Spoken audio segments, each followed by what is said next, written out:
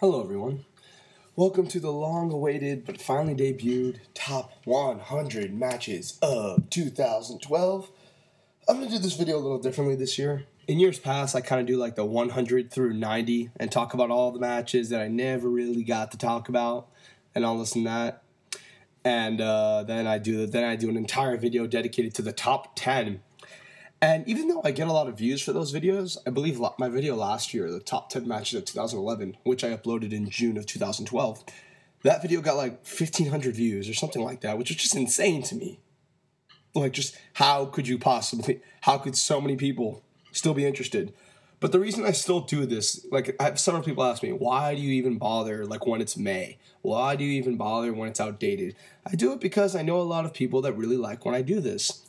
I had a guy message me about a month or two ago saying that earlier this year he was trying to check out smaller promotions and he stumbled upon my top 100 matches of 2010.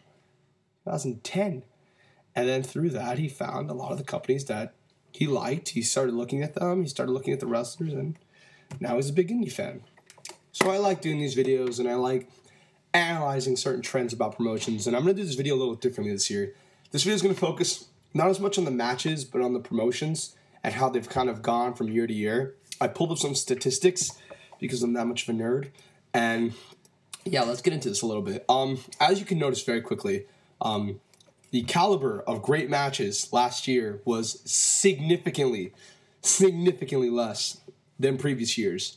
I only had 71 4-star matches, and then I had to add 29 3 3/4 because there was not 100 great matches last year. For those that don't know, when I do this video, throughout the year, I have a Word document, and when I see a great match, I add it to the list.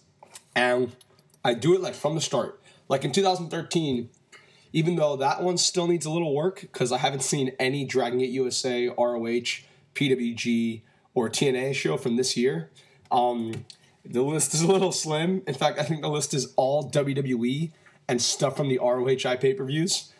I literally think that's all that's on the list. I'm going to check it right now. I don't think there's anything else on that thing. Yeah, WWE, ROH, Chikara. ROH and Chikara.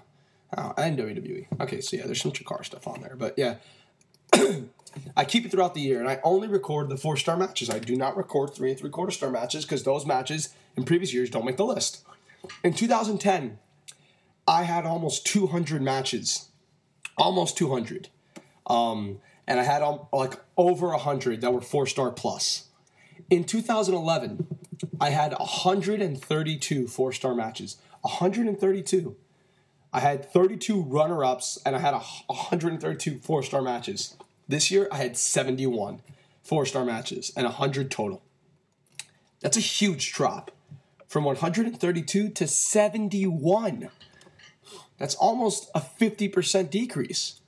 That's insane. There's a few reasons for that I'll talk about right now. First is Ring of Honor. This is the big one. Ring of Honor, on this list, has 11 4-star matches and 1 3 3/4, 12 matches total on the list. 12 matches total on the list. Last year, for the 2011 list, they had 30 matches on the list. 30. This year they had 12. Last year they had 30. That's a huge drop in match quality. In fact, last year they had 11 matches in the top 30. This year they had 12 in the top 100. Last year they had 11 in the top 30 and 30 overall. This speaks to the significant decline in match quality that ROH had. For just to put that into perspective, WWE had just as many matches on this list as Ring of Honor did. Match quality of WWE and Ring of Honor was identical last year, if not WWE a little greater. This is Ring of Honor. What the hell?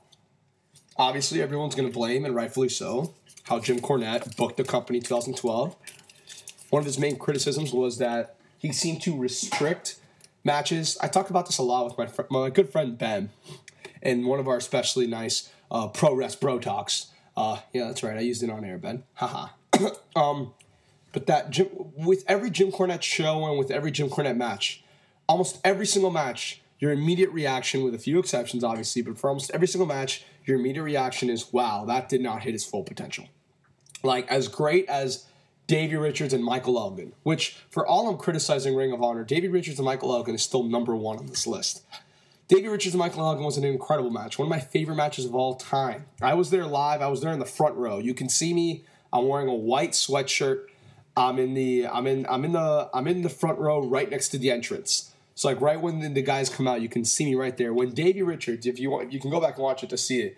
When Davey Richards hits Michael Elgin with the famous dragon suplex off the top rope, that spot that quote-unquote changed the match, dragon suplex off the top rope, you see me literally jump out of my seat and go apeshit insane on the guardrail.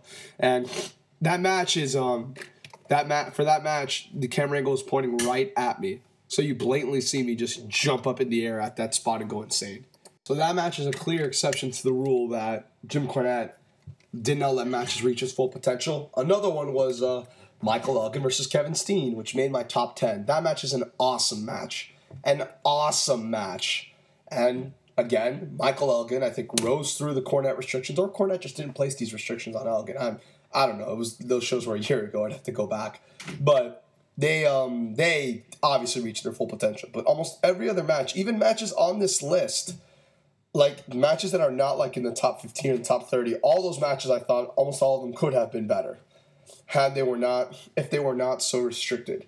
And it's just unfortunate. You know, like in Ring of Honor, I don't think, with the exception of Kevin Steen versus El Generico in the last man standing match, I don't think there's any Ring of Honor match on this list that was not the main event. I could be wrong, but let me check. Kevin Steen, Michael Elgin, main event. Davey Elgin, main event. Kevin Steen, El Generico, not the main event, which I just mentioned.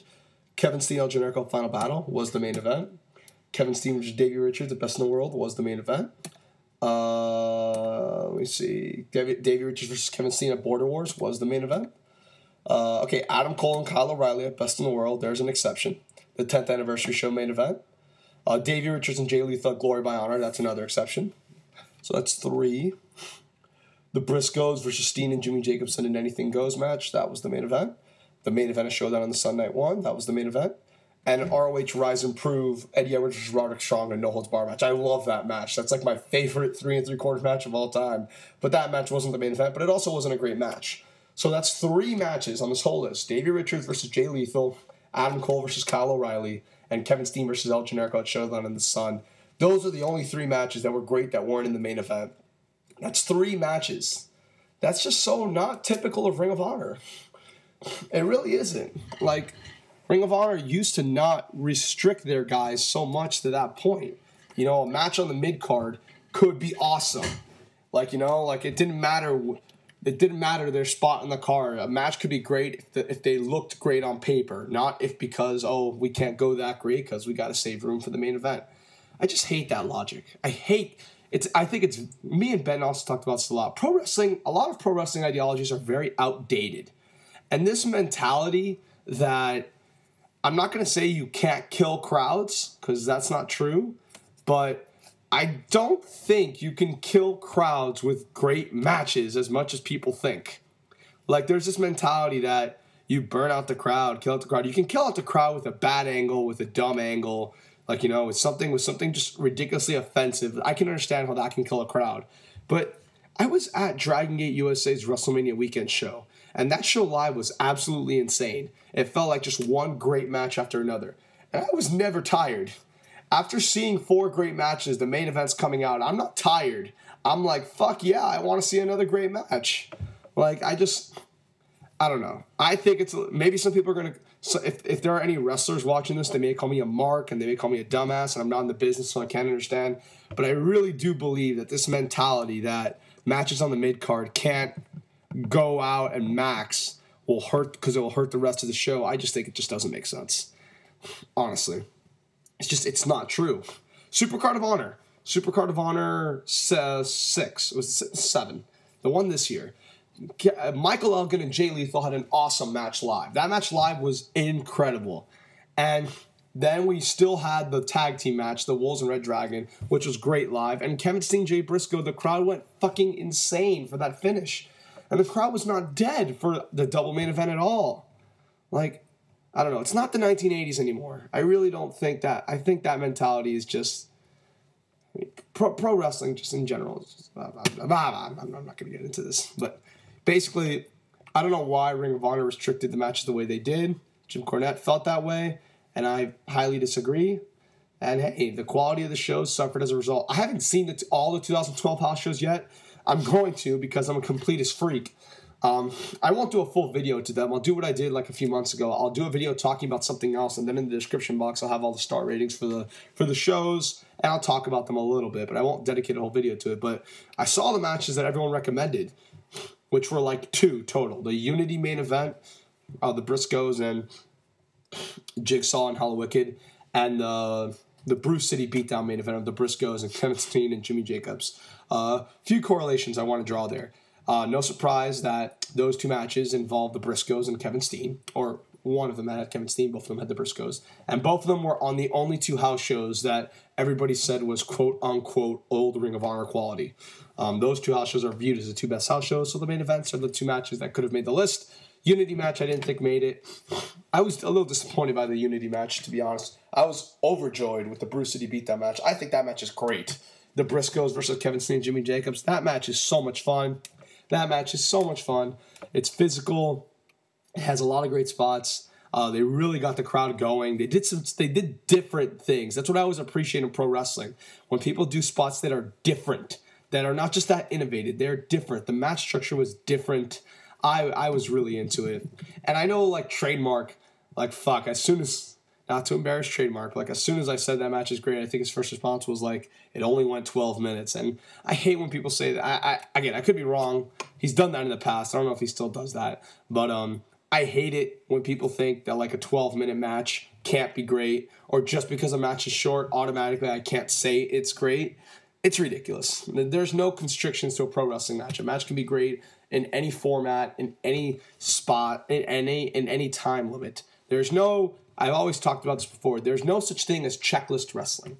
There's no such thing that needs to be checked off in order for a great match to exist. It had the selling, it had the storytelling, blah, blah, blah. These are all real-life terms that the internet fans have picked up on, but I think the internet fans have taken them too far, where the internet fans have created this construct that a match has to have in order to be great, when any match can be great. As long as a match connects with you and grabs you and entertains you, it can be great. A match can be great to you and not great to someone else. Pro wrestling is different for everybody. And I always talk about that moment, that snap, when a match just captures you and you're into the match. That match for you can be great, no matter what happened. No matter what happened. No matter the time in the match. And in this 12-minute match, I felt that snap. I felt that rush. I felt like, I forget where it was. I think it's when they restarted the match and Jay Briscoe does the dive onto Kevin Steen and all these security men. I think at that moment I was like, wow. And I was just like, let's go. You know, and that match is awesome. But it's very unfortunate that Ring of Honor felt that way. And I think that's what really hurt this list. I think that's what really hurt the quality of this list. And hey, you know, it is what it is. WWE actually was almost identical. If I had the list correctly, they had 12 matches on last year's list, 12 on this year's list. So the WWE match quality production is pretty much the same. Another one that kind of hurt, I think, was Dragon Gate USA and Evolve. In 2011, I had 16 Dragon Gate USA matches and 3 Evolve, which is 19 total. And this year I had 6 Dragon Gate USA matches and 4 Evolve, which is 10 total. That Evolve number is kind of scary because last year they only had 3 shows, or 2011 they only had 3 shows, and last year they had, what was it, 10, 11, 12, 13, 14, 15, 16, 17, 18. They had 9 shows. So 3 shows in 2011, 9 shows in 2012, and only 1 extra great match. That is not good. But Dragon Gate USA had significantly less shows this year. I believe last year they had, what was it? I think they had, I could be wrong, but I think they had 1, 2, 3, 4, 5, 6, 7, 8, 9 last year, and a lot more, I think, the year before. But yeah, that drop in match quality also hurt. I think that also correlates with the crowds getting worse and the shows not being as good. But that's just my opinion. But yeah, the Dragon USA Evolve match quality dipped down a bit as well. That's what also hurt this list. WWE stayed even. I didn't look up PWG. I presumed it would be the same or around the same. I really just I didn't bother wanting to look into that. But another stuff I want to talk about, aside from talking about how the main indie companies kind of dip down in their quality production, is the new companies that are on this list. Not the companies aren't new, but they are getting a lot of buzz lately, and they are delivering big time. AAW. These guys have a great match almost every show. I was almost done with this list. The reason this list is out now and not a month ago is because someone told me you have to watch the AAW matches. So I took their word for it. So I got a list of 9 AAW matches from 2012, and I think all 9 of them made the list. That's right, all 9. Michael Elgin, Silas Young. Michael Elgin versus Silas Young may have been my favorite feud in all of wrestling last year. Like, I can't describe it. Just like, man, their chemistry is so amazing. Silas Young is an absolutely fantastic heel. His segments when he's in control and he's on offense, his heel mannerisms are just so amazing, and they really, really get me to buy into Michael Elgin. Michael Elgin's naturally a great babyface, and he really busted his ass last year. Just a great match almost every time out. Their first match was a wonderfully awesome match, wonderfully booked. I really liked the finish. Then they had 2 matches after that, the I Quit match and the 2 out of 3 Falls match. Both matches are amazing. I like the 2 out of 3 Falls match a little more. It's their famous 60-minute match. And they kept me really into it all 60 minutes, and I was just highly impressed. And their I Quit match told an awesome story, had a great conclusion to their feud. I mean, these guys really did have an awesome feud. Their feud was like only matches, but hey, so was Hiroshi, Tanahashi, and Kazuchika Okada, and that feud won Feud of the Year last year in the Wrestling Observer Newsletter Awards. This I would have placed high in my favorite feuds of 2012. This series was awesome. Let's see what else we got on here. Davey Richards versus Sami Callihan had 2 matches last year. One in PWG and one in AAW. And the AAW match was 10,000 times better because it had a better crowd. That's right. AAW had a better crowd than PWG. This match is just so insane. Talk about that moment, that snap, that rush when a match just captures you. I definitely felt it in this one. And I was going crazy the last few minutes. I legitimately felt like I was there. I legitimately felt the rush resonate with me, like I was at the venue myself. And both guys just kicked ass. They had a PWG match that's also on this list. It's also on this list, but it's good. It's very good, but it's just not in the same league as some of these other matches. But nonetheless, I was still very highly impressed with some of the stuff that all these guys did. Thought they all did a very, very, very good job, and it was just a lot of fun to watch from every AAW guy. Let me see other notable mentions. Silas Young and Michael Elgin versus Sami Callihan. That match is fucking awesome. That match is awesome. Oh my god, I almost gave that one 4.5 as well.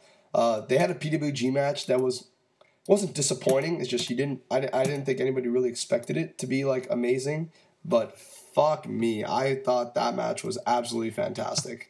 Absolutely fantastic. I really, really loved it. I think it made my top 20, or it made very high on the list. What else on here? Silas Young and ACH had a very fun match. The crowd just didn't really know who ACH was, so that kind of hurt it. There was a 6-man tag on here that was a lot of fun. Davey Richards and Silas Young was a lot of fun. Michael Elgin versus Davey Richards. I need to talk about this. Everyone talks about how these guys are having a great feud. Their first match was awesome because it was a special circumstance. It was a WrestleMania crowd. It was a title match. People really bought the chances of Elgin winning. The winner in that match made a difference. Like, whoever won that match actually mattered. They had 2 other matches in PWG and in AAW, and I was just a little disappointed by both of them. They're both very good matches, but I don't think they're as great as people made them out to be. Their AAW match didn't even make the list. I think I gave it 3.5. Their PWG match made the list, barely. I gave it 3 3/4. I wanted to keep it off the list, actually, but I couldn't find a match that I liked better. So I put this on there. I mean, it's a good match. It's a very good match. I did like the match. I did think it was a very good match, but maybe I was just trying to prove a point or something. But it's kind of funny. They have 3 matches. The one match is number 1 on the list. The other 2, one doesn't make the list, and the other is the very bottom. I don't know. I think They are both great wrestlers, but that first match was very much more so due to the circumstance and the situation rather than them two just having this 5-star chemistry. And their previous 2 matches, I think, shows that. Both of those matches were very good, but they weren't at the level of the first one at all, like not even in the same universe. So I just think that much. But nonetheless, they always have good matches, so I'm not going to complain too much. AIW is another promotion that needs some love. AIW had a series of matches with ACH and AR Fox, both 30-minute Iron Man matches. Both matches are awesome. The first one is fucking incredible. The first one was so great that I think I don't know what his role is in AIW. He's like the booker, commissioner, promoter, I forget his name. He's one of the commentators. He came out and he cut like a 5-minute promo just saying how amazing that match was and how as a 25-year fan of professional wrestling, that was one of his favorite matches of all time. That's how awesome that match is. ACH and Air Fox, the first Iron Man match. And the second one, and the first one, they both told great stories. And the first one, I really love when AIW did this. AIW is winning the match 2 falls to 1 with like 3 minutes left. And ACH, did I say AIW? ACH is winning the match 2 falls to 1 with 3 minutes left. And ACH then tries to Spider-Man like hold himself onto the ropes. Like he like puts both his arms around the middle rope and holds the rope. And Air Fox tries to pull him away and he's holding onto the rope. And ACH is not a heel. He's just being a smart babyface. He's trying to, hold on, not let AR Fox get any offense on him, not let AR Fox pin him. He's just holding onto the ropes. So AR Fox, the last 3 minutes, would like pull ACH off the ropes, hit a move, ACH would kick out, and then ACH would not do moves back. He would immediately run back to the ropes and hold on to the ropes to try to last out the time limit and get the victory. It's sort of a heelish thing to do, but I didn't interpret it as being heelish. I interpreted it as being a face that actually was a little clever. And I liked it. I just like it when pro wrestling does something different. I know that Ben has the mentality that everything's been done before, so just keep it simple, stupid, don't be creative. And while I will agree, because some people try to get too creative and it hurts the business, doing something like that, and it's probably been done before, but I've never seen it, and it's not commonly done. Just not having the same format for every 2 out of 3 falls match, for every Iron Man match, having a different format once in a while is helpful. And seeing ACH just continually holding onto the ropes, but then shaking Air Fox's hand, the fans cheering him almost coming to tears with how great the match was. Like, it was just incredible. And I think everyone needs to see it now. I don't care if it happened in April of 2012. Watch it now. And ACH and Air Fox, they had a rematch in November. Wasn't as good, but it still was a great match. This one was a little differently, but it was still quite fantastic. And then Johnny Gargano and Michael Elgin had a really, really good match, as can be expected from those two. So AIW and AAW both had several great matches that were placed very highly on this list. So give those two promotions a shot in 2013. AIW and Beyond Wrestling, ACH and Johnny Gargano had a really fun match. Finish was a little dumb, but I understand why they did it. I don't really want to get into it. I wasn't my cup of tea, but I still recognize that it was a really, really good match. So there we go. Good stuff from Beyond, good stuff from AIW, good stuff from AAW. Japan, haven't really looked into it. Kazuchika Okada, I'll say this much. Kazuchika Okada is like one of my favorite wrestlers today. He just made my Fave 5. Since Mike Quackenbush storyline is out of Chikara and is no longer serving as Chikara head, I bumped Mike Quackenbush out of my Fave 5 and replaced him with Kazuchika Okada. Okada is so awesome. All of his matches are amazing. He's a fantastic heel. His finishing sequences are the best in the business. His finisher's very over. He gets the crowd so into all of his matches. He's amazing. He is so much better than Tanahashi, in my opinion. I know some people may disagree, especially if you drink Dave Meltzer's Kool-Aid, as Dave Meltzer really believes Tanahashi is like one of the top 5 workers of all time. He never said that, but he did say Tanahashi was significantly better than Ricky Steamboat and Shawn Michaels, which I highly disagree with. I never really get that into Tanahashi's matches. I think all his matches are good, very good, maybe even really good, but the ones that are great really are only the ones with Okada, in my opinion, from last year. Every other title defense he had last year I thought was a little disappointing. One that I really liked was the Yujiro Takahashi match, but Takahashi made that match fun, in my opinion. Takahashi was just a really fun heel, and he's the one that really made that match entertaining. So that's just my opinion. But yeah, Okada, every single Okada match, Every single title defense he had, I thought was great. All 3 Tanahashi matches were great, or all 2, I guess. Is it 2? Yeah. Both Tanahashi matches were great. His match with Naito was fucking awesome. That match with Naito is in the top 10. Actually, it's in the top 5, that match with Naito. It's number 4. That match with Naito is fucking incredible. That match is insane. His match with Hiroki Goto was a great match, in my opinion. Many people will disagree with me on that, but I don't care. I love that match. Like, just every match this guy has is just awesome. Like, he also had a match with Carl Anderson in October, which was also a great match. And then, meanwhile, Tanahashi's having a good match with Makabe, a good match with Marufuji. When Dave Meltzer says that Okada's not on the level of Tanahashi, I just think he's so full of shit. Like, Okada's he's clearly better than Tanahashi, in my opinion. Clearly. And many people disagree with me, but Tanahashi, I'm always into his matches, but I'm never blown away by them. Okada, I'm blown away every single fucking time. He is one of my favorite wrestlers on the planet, and he showed it in 2012 as the MVP of New Japan, in my opinion, not Tanahashi. All Japan, Jun Akiyama and Takeo Omori had a great match. Jun Akiyama and Keiji Muto. Wait, that can't be right. No, that has to be a mistake. I could have sworn I gave that match 4 stars. Jun Akiyama and Keiji Muto. Let me see if it's on the list as I awkwardly looked through for Muto. Yeah, I did give it 4 stars. I just typed it wrong on my matches to watch list at the bottom. That match was a great match. Other good, Kenny Omega had a lot of really good matches. None blow away from All Japan, but a lot of them that were a lot of fun. He had a match against that famous match against Ibushi in DDT. That match is a great match. I think it's a little overrated by some people, but I still thought it was great. I still really liked it. It still made the list, so take that for what you will. Dragon Gate.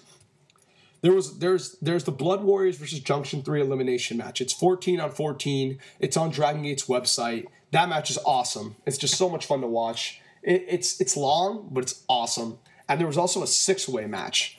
Like a 6-way for the number 1 contendership elimination match with like 6 of Dragon Gate USA's best guys. That match is insane. I forget where it is on the list. You can see it. Big Japan. There was a great hardcore match with Abdullah Kobayashi. Don't remember it too well, but I remember really loving it at the time. Everything else was good, but a little short. Anything else that made the list that should be recognized? There's a Joshi match on here that's really, really good that I really liked. It's like a 6-man tag. That match is a lot of fun. And there's also a Kensuke Sasaki tag match from Diamond Ring that was a lot of fun. But yeah, just a bunch of great stuff. Like I said, I've talked about most of the matches on here already. For those that haven't, I kind of mentioned some of them briefly. From TNA, I'll say the Jeff Hardy, Austin Aries ladder match is fucking awesome. That match is so great. And their Bound for Glory match is really good as well. Both matches made the list. James Storm and Bobby Roode had a very, very fun hardcore match. That match was also great. PWG, I'll talk about when I actually review those shows because I still do plan on talking about those shows. I'll say this much. Adam Cole, Kevin Steen, Adam Cole, Michael Elgin were both great, but I think they're both a little overrated. They're both great, but I didn't think they were both these amazing matches that people make them out to be, especially the Kevin Steen match. But the Young Bucks versus Roderick Strong and Eddie Edwards, I actually thought was the better match of the two on Mystery Vortex. I thought that's an awesome opener. And the Kenny Omega, El Generico Young Bucks match, that match is awesome. Kenny Omega and PWG just felt so right. It was so nice to have him back because he just kicked ass on those shows. Anything else I should take mention of? I mentioned the 4-way. The 4-way, Gargano, Tozawa, Fox, and Ricochet is an awesome 4-way. Absolutely incredible. The Dragon Gate USA match of the year for sure. But the second best Dragon Gate USA match of the year, Johnny Gargano versus Chuck Taylor, I Quit match. That's one of my favorite I Quit matches ever in wrestling. Because most I Quit matches these days seem to be booked terribly. Whenever WWE and TNA and ROH apparently with that fucking BJ Whitmer Red Titus match, they all seem to be booked terribly these days. So to see Gabe Sapolsky book an awesome I Quit match made me very, very happy. So thank you, Gabe. And thank you, Gargano and Chuck Taylor. So yeah, there's the list. Take a look at it. Give me your thoughts. Take a look at what you think should be ranked higher, what should be ranked lower. Any feedback's appreciated. But overall, 2012, I thought was a little bit disappointing year for professional wrestling. Some companies just didn't deliver like they did before. And maybe that's just me watching the indies differently, but I think bigger issues to companies just not delivering in 2012 like they did in previous years. Hopefully 2013 changes, but yeah, there's the list. There's the top 10. There's everything. And thank you guys for everything. Thank you for being patient. Thank you for watching this whole video. Really appreciate it. I really love doing this list. I do it for you, and I'm going to do it every year. I don't care if I do it by August of the previous year, of the next year. But thank you guys. That is it. I'm Big Earthy 10. Chikara reviews coming tomorrow of all Chikara shows 2013. I'm out. Goodbye.